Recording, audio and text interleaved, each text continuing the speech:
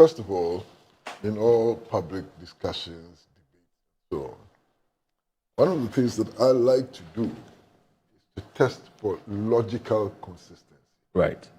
Very, very important. Logical consistency. Now, Doc here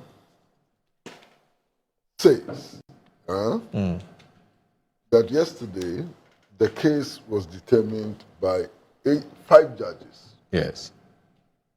And that all the 5 judges were appointed by NPP administration. That's what he says. And that in spite of the fact that all 5 judges were appointed by an NPP administration, 2 dissented. And his argument is that it doesn't matter who appoints the judges. Now, if I'm mistaken, you can tell me that I'm mistaken. But this is your argument. Spot on, yeah. Yes. Spot on. I said the first one was unanimous, 5-0. Please. You asked me a rhetorical question. How can you make this argument and at the same time insist that because President Mahama is appointing judges, those judges will listen to President Mahama? Is that what I said? Did I say that? I didn't say that. He's parking the court. If you say he's parking the court, what do you mean? No, I said that he accused somebody of parking the court by doing, I said that Akufo-Addo didn't park the court. He did Parking the replacement, court, what but does he it is mean? doing that. Doc. Parking the court, what does it mean? It means that you are putting people on the bench who will side with you. That's the only way it can be. Interpretation. Yes. So please, can you allow me to finish? Yeah. So this logical inconsistency is clear. Because in one breath, you're arguing against parking the courts. In another breath, you're saying that it doesn't matter even if you park the courts. The judges once appointed can be against you. You are putting words in my mouth. You are trying to just surprise. So say your words. I suspect he's doing your words. a logical deduction from the comments. Based on what? Not necessarily quoting the words that you uttered. No. He's making a logical deduction from what you said. I want to be fair to yes. Doc. What I said was what did you say? I said that during the election campaign, President Mahama accused Akufo-Addo of parking the court. And I went for that to say that what Akufo-Addo did was to replace justices, those who had died and those who had gone on retirement. Then he comes back, he wins power, and he has nominated 7. And this is in contrast to what he said. That's what I said. But you are extending it and putting words in my mouth. Well, why are you deliberately taking out some of the statements that you made here? Those who are watching us, had you made those statements? Which ones? You made the statement that in spite of the fact that 5 judges were all appointed by NPP administrations, the 5 justices, 3 of them went against the position. Yeah, I said that. Of the NPP. Yes, I said that. And therefore, it doesn't matter who appoints a judge to the court. Yes. You said that. Yes. And what's wrong about that? Hold on. I'm testing for logical consistency. Okay, yeah, let's proceed. Then, in the same breath, you accuse the Mahama administration of President Mahama of parking the courts. Hold on. What does parking the courts mean? Parking the courts can only mean that you are appointing judges to the court who would side with you. Or to do your bidding. With respect, you are misinterpreting what I said. I made reference. Why is that misinterpretation? No, I made reference to what John Mahama had said, accusing Akufo-Addo, and I'm saying that he's doing the reverse, and that is contradictory. That he's parking the courts. That's what he said. accused somebody of parking the court, and I said that was not true. And that he's also parking the courts. And I said that is so stick to that. Why are you running away from that? No, I said it is hypocritical. That's what I said. Agreed. So don't say that I said that judgment will be ruling in your favor. I beg you, don't run away from I said these things, but place them well. When you say that the president is parking the courts, the only meaning can be that is putting judges who are favorably disposed to him. You are missing the point. You don't want to. Listen, you proceed. Jump. This is only one small part of the presentation I want to make. That there's some logical inconsistency in I disagree with you. No problem. With all due respect, I disagree with you. No problem. 2 different contexts here. Okay, no problem. But those who are listening to us get it. They can see the logical inconsistency very clearly. Uncle Pratt. That's one. Now, number two, why are you people doing this to the nation? Before we started this discussion, you played a clip which had the general secretary of the party, who is a lawyer, in it, and other leaders of the party in the clip. What are they saying? That their main concern is that if the process, the constitutional process which has started, is allowed to conclude, President Mahama will declare his wish for a third term. We all heard it. You heard it. I did. And it's not the first time. They've said it. Well, yesterday, I was on a platform with your chief spokesman, Mr. Ahiagba, who actually stated very clearly that the NPP is not worried about the law or the constitution. And that what the NPP is doing is politics. And that if you follow the law, it is difficult to find fault with what the president is doing. So why is Vincent Kwasi in court? Hold on. Now, these are your own statements. I hope you won't run away from these statements too. You understand? That I made made by your general secretary, made by your chief communicator, made by your leaders. They are saying that, look, this is not a matter of law. This is not a matter of the constitution. It's about politics. And that somehow we believe, we fear, we've dreamt that President Mahama may declare a third term. A wish to run for a third term. Why are you wasting our time? Okay, go ahead. But why are you wasting our time? Go ahead. Why are you in court when you admit that this is not a legal matter? That this is not a constitutional matter? Why have you gone to court? To waste our time? To waste the time of the courts? What is this? Listen. Look, can you give me 1 second to just... Let me finish making this point. I want to respond to this. No, let me finish making this point. You mean the president's removal of the CJ? The same, I'm very happy Major Online. Okay.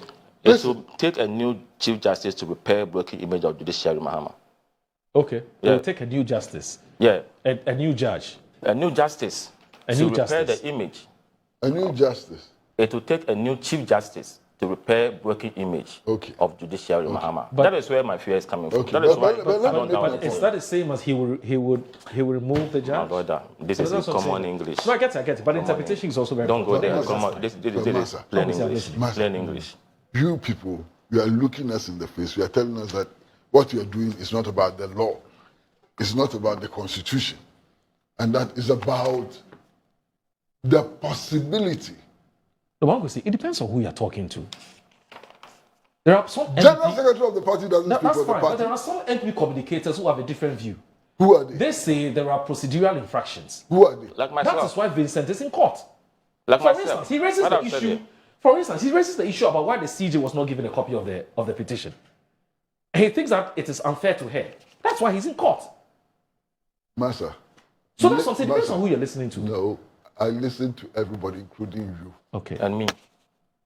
Well, more. I want to deal with you. What you are saying, Yes. does it make any sense? Hold on. I beg you. Hold on. All right. Why? Procedural issues. Yes. You, this morning, Yes. read Justice Kunedi Yes. asking them to show him what in Article 146, what procedure has not been followed. Yes. You read it. Yes. You understand? Yes. And you came to a conclusion that there was nothing like that. Yes. You. Yes. So why are you now raising this question? Hold on, I haven't finished. Okay. I haven't finished.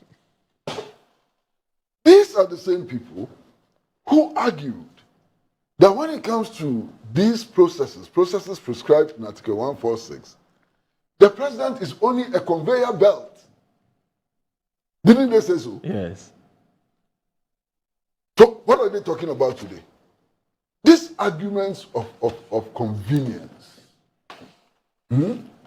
This arguments of convenience which has no logical consistency, which is not rooted in law and not rooted in constitutionalism, should be thrown out completely.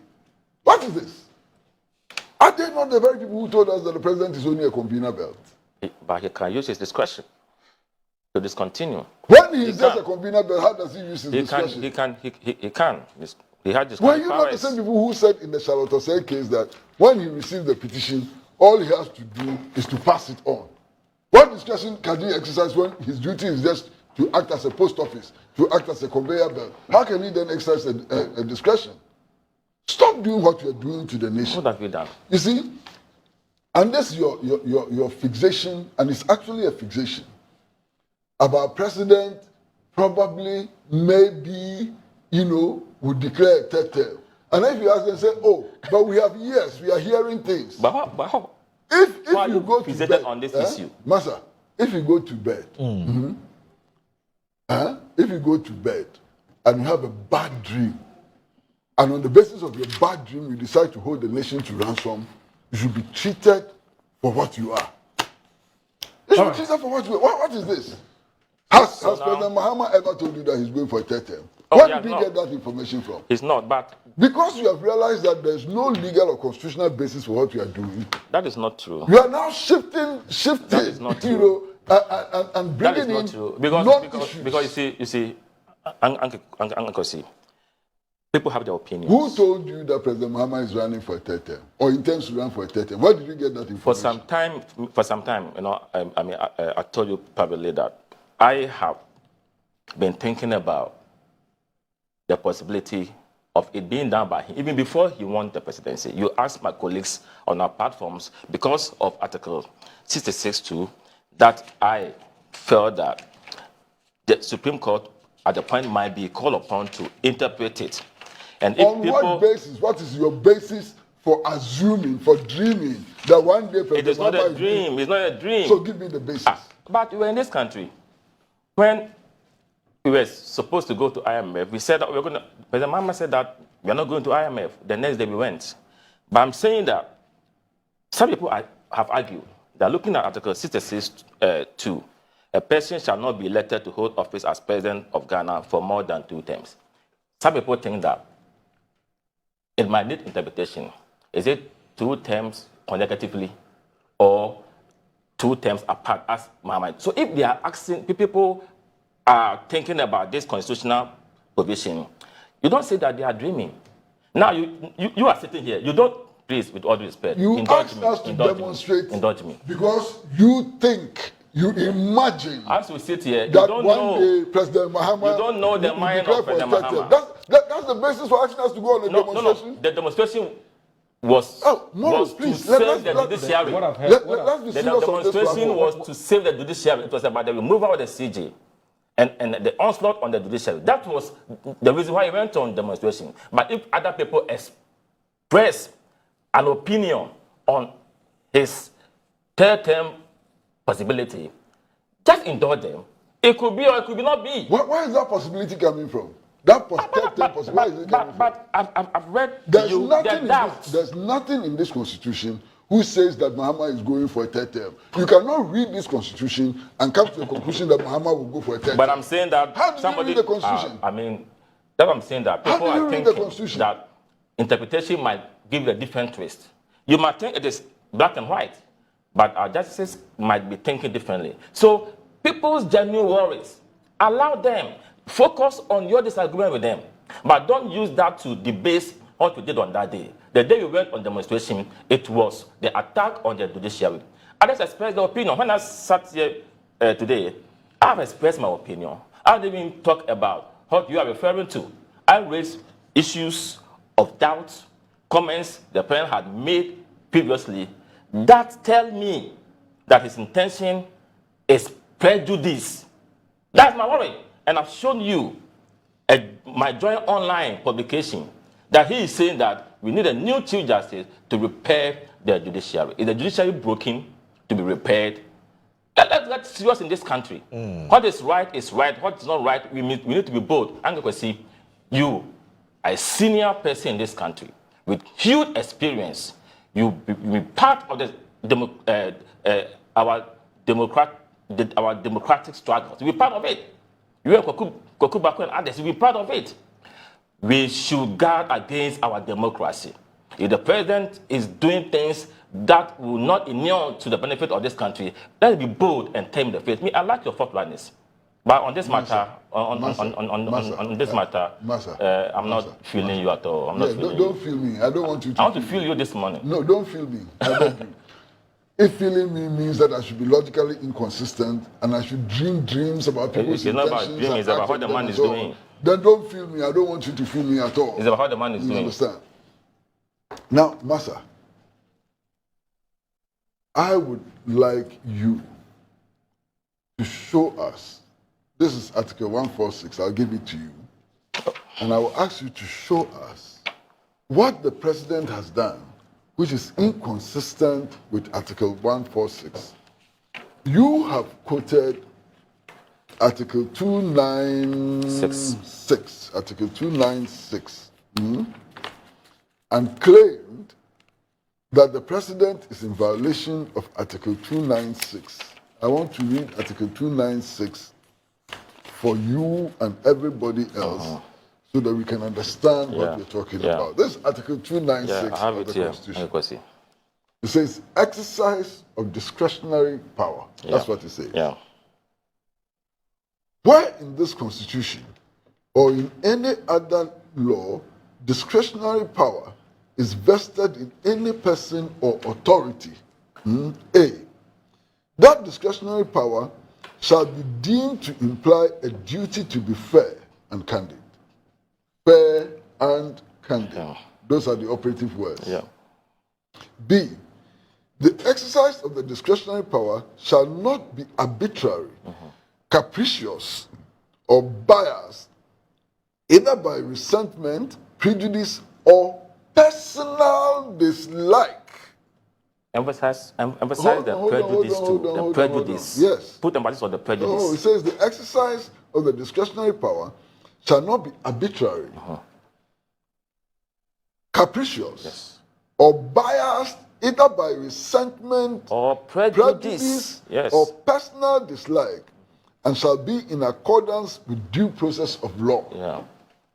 And where the person or authority is not a judge or other judicial officer, Like Mahama. there shall be published by constitutional instrument or statutory instrument regulations that are not inconsistent with the provisions of this Constitution, Has it been done? or that other law To to govern. govern the exercise of the discretionary power. Has it This is been what done? says. Has it been done? Hold on. Master, you are talking about a process which is done in consultation with the Council of State. The Council of State is made up of 16 representatives of 16 regions. So that personal bias does not arise, cannot arise.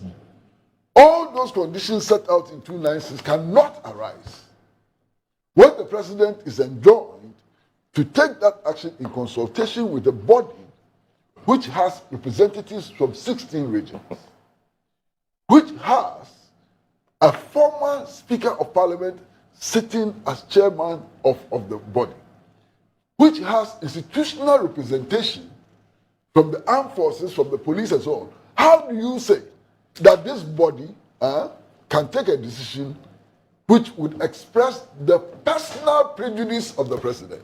Does it make sense?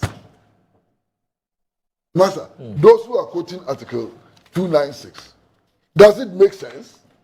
When we are talking about personal prejudice and so on, how can the president, acting in consultation with the Council of State, demonstrate his personal prejudice and so on? It doesn't arise. It doesn't arise at all. You understand? All right. And then you are demanding disclosures. One of the full petition, which would suggest that you yourself, you don't believe that what you are reading as a petition is a petition. As if you are confident that what you are reading is a petition, why are you calling for the petition again? You understand? Right. But you are demanding that the petition should be made public so that we can comment on it and so on. It means that whatever you have, which is in the media, may not be the authentic petition. You understand? But be that as it is may, where in this constitutional process described by the Constitution, is it stated that the petition should be made public? Where is it stated that if the president fails to make that petition public, he errs or is in violation of the Constitution? Indeed, What 146 states is that all of these processes should be in camera. It is clearly stated here. Why are you people violating the Constitution? Why are you people insisting that the president should violate the Constitution? This is the first time in my life that I've seen a group of people actually demonstrating and calling on the president to violate the Constitution. Normally, what is normal is that we demonstrate to protest against violations of the Constitution. Now we are demonstrating to encourage the president to violate the Constitution. And then my brother here makes a statement which is very interesting. He says that it is not everything which is in the Constitution. You understand? Right. And that there are some important things which are not covered in the Constitution. And therefore, he expects the Supreme Court to insert those things in the Constitution. The Supreme Court has no power to amend the Constitution. It has no power whatsoever to amend the Constitution. Its duty only is to interpret. So if there is something which is not in the Constitution, nobody can put it in the Constitution. But they can recommend for it to be done. Not the president, not the Supreme Court. They can recommend. No political party can put it in the Constitution. The Supreme Court can recommend for it to be done. But it will They not can be give in the Constitution. And therefore, consequential directives for Parliament to take it up. They can do that. yeah, but until the Constitution is amended, we go by the letter of the Constitution. You don't dream about things that you think the Supreme Court can amend. In any case, the Supreme Court has no power to amend the Constitution. I'm saying that they interpret the Constitution, Yeah. and in doing so, they give consequential directives. Including power to amend the But Constitution, if you or only- recommendations that the Constitution should be amended. Kolende, Justice of the Supreme Court, is saying that there are not timelines, and if timelines are important, and you don't think that it should find expression in the Constitution through their consequential directives, can they? They should give consequential directives which would amend the Constitution in effect. That, because it's Parliament that will do that. It's Parliament that will do But that. until the Constitution is amended, it is the Constitution, and we all have to follow it. What kind of lawlessness are you people advocating? There is no lawlessness anywhere, Mr. Kwesi Pratt. That No, something no, is no. not in the You know, you see- Constitution, but you want it implemented. I'm going to see. And that the Supreme Court, Master, and that the Supreme Court should direct Parliament to amend the Constitution to include those things so that we follow. What kind of lawlessness A is that? justice of the Supreme Court. Except to say that, Kwesi, Yes, I'm listening to you, boss. the lawyers will also tell you that decided cases are as equally potent as the Constitution. For instance, they talk about the Frank Ejechum versus the Attorney General's case, where the judge in that case talked about the fact that it is only fair that you make copies of a petition that's been filed against somebody known to the person. And also talks about the establishment of a prima facie. For instance, if you look at 146, the removal of the Chief Justice, there's no prima facie case there. No, you're wrong. It is there. No, check. It is there. He made the that removal of point. the Chief I Justice. just checked. Oh. Yes, it is there. Okay, please. It is there. Hot point. The I'll establishment read of a it. prima facie case, whether in the removal of the Chief Justice is in 146. It is there. It is there. It is there. I'll show you. I think the committee has to. The committee. 146.3. Yeah. Okay. If the president receives a petition for the removal of a justice of a superior court, Okay. other than the Chief Justice, or for the removal of the chairman of a regional tribunal, he shall refer the petition to the Chief Justice, who shall determine whether there is a prima facie case, and it goes on for. Okay. Where the Chief Justice decides that so and so and so, then it goes on and on and on, and then it says in 6, where the petition is for the removal of the Chief Justice, Yes. the same processes will follow. Okay. But this is the difference. Where the petition is for the removal of the Chief Justice, the President shall, acting in consultation with the Council of State, appoint a committee consisting of 2 justices of the Supreme Court, one of whom shall be appointed chairman by the President, Yes. and 3 other persons who are non-members of the Council of State, Yes. non-members of Parliament, no lawyers. Yes. It's clear. No. It's clear. No. Go to the You next notice in one. the case of the Master. Chief Justice, because you Go- notice go in the to- case of the go Chief to Justice, 7. it's not been stated explicitly. Hey, Master, you are making a mistake. Everything applies. Yes. Except the authority which decides the case finally. Everything in 146 Yes. applies to the Chief Justice as well. Except that when it comes to who determines Okay. whether or not the case presented is meritorious or not, in the case of an ordinary judge, it's the Chief Justice who determines. But isn't that unfair? But in the case of the Chief Justice, Yes. it's determined by a panel of 5. That's the committee. only difference. Yes. I get that, but I'm saying that So the prima facie case Yes. applies to the Chief Justice as well. By inference. Not by inference, direct. It applies to the Chief Justice as well. Well, the lawyers disagree. Which lawyer No, disagrees? they disagree with that. Which lawyer? They're saying that the fact that in the case of the removal of the Chief Justice, he hasn't been stated explicitly there. It is explicit. It means that It is even explicit. in making the case for the establishment of a prima facie case, it has only become so because of the Frank-Ejechum and the Visit Attorney General's matter. No, That's what some it's lawyers. not That's true. their. Master, That's the thing is here. their argument. Are you saying? As far as Are I'm you saying? concerned, yes. That the Constitution says that if you want to remove the chairman of a regional tribunal, Yes. a prima facie case should be established first before reference is made Exactly. to the Chief Justice. Right. But when it comes to the Chief Justice, Yes. there's no Go need for straight, prima facie go straight, case. go straight to the point. That's the argument. How can the Constitution No, but have look said at that? 7. How could 7.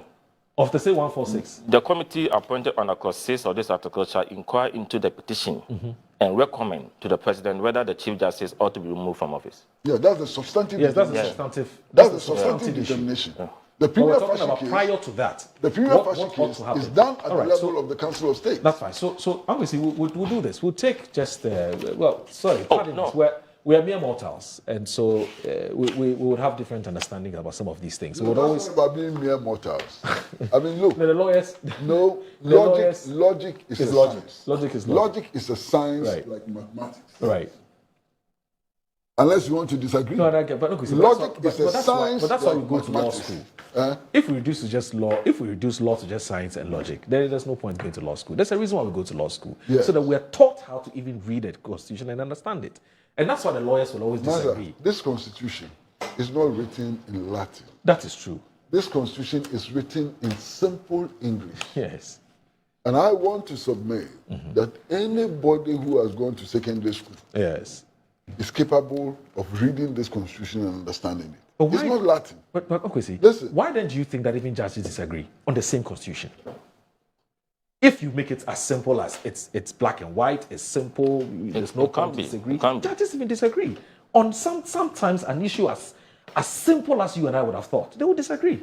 Different The perspectives. 3-2 that he talked about, as to whether or not the suspension should be revoked or not. It's the same judges. They disagree. You can get 7 and It's obviously it's not as can be simple as overruled. that. Even though yes, it might look like it's simple, but it's not as simple as What that. I'm talking about is so very simple. What we are discussing this morning is so very simple. There is nobody Yes. who has his head properly screwed on. You understand? Who is capable of deductive logic. Right. We'll disagree. Who can argue that there's anything in 146 which suggests Yes. that if the Chief Justice is suspended, Mahama will go for a 3rd term. There's nothing here. No, yes, There's nothing here Yes, that doesn't which make sense. suggests That doesn't make that sense. But if you a can also five-member not say- can I finish? Can I finish? Can I It doesn't finish? make There's sense. nothing here which suggests that if the 5-member committee determines that the Chief Justice ought to be removed from office, Mahama will go for a 3rd term. Yes. you are making it look so simple. You That- are making Isn't it it so simple? No, no. Obviously, we need You to are take this making break. it so We simple. need to take You see, this short break. Do you want to make it complicated? Do you want to make it but complicated? it's not as simple as you are saying. Okay, make it complicated.